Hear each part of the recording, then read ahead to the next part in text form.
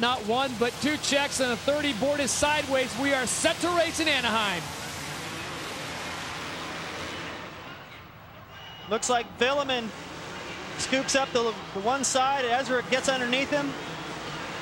Michael Byrne coming out of the right side very fast. So it's Byrne and Lusk going in there, and Ricky Carmichael, you knew he was going to find his way in there.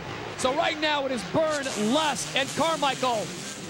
So it was LaRocco and Michael Byrne, both on Hondas that got the hole shots. Looked like Villeman came in, but he didn't get out of there. He had to go wide, and he got shuffled way back. Neck and neck with Chad Reed right now. Carmichael taking a look at all of it. Roncada has the inside. Chad didn't have any room, but he still got out of there and got the double and set himself up for this section. He'll have the inside, but can't do anything about it. This is great. A Honda, a Kawasaki, a Suzuki, a Yamaha, and then another Honda. The Honda sandwich right now, the top four. Ricky up there with Chad. Look at this. A little back and forth. Ezra picks it up. He's trying to ditch Reed is what he's trying to do. Well, they've had some great battles, maybe one of the best heat races we've seen in Phoenix all year long, and the split is starting to come into play. Here we go, the Anaheim merge. Byrne goes through, Lusk goes through, then it's Roncada. Carmichael goes in, and he will slide in front of Chad Reed.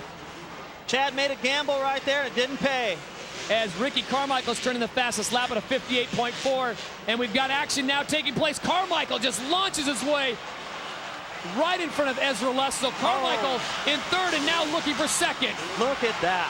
Just brushes off the face of that jump, just throws that Honda down to stay low. 4 or 5 feet lower than everybody else, makes two passes right away. Lusk blew it, couldn't triple. And Roncada and Ricky went right around him. Ricky gets by in the whoops, so now he's chasing Byrne.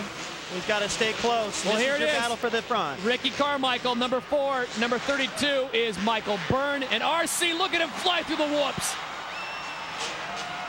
Byrne is not cracking, and this is plenty of pressure, believe me. But you got to love how Ricky, every time around, David, looks like he's taking a different line. Just trying to find a little crack, a new something, a new nuance to show him. He just creates so much pressure for the guys he's chasing. Look at this. Oh, I thought he might have an inside right there. As long as he's got a bit of a gap back to Reed, he can be patient. But as soon as Reed closes, if he can, you'll see Ricky go ballistic and do whatever it takes. Look at this.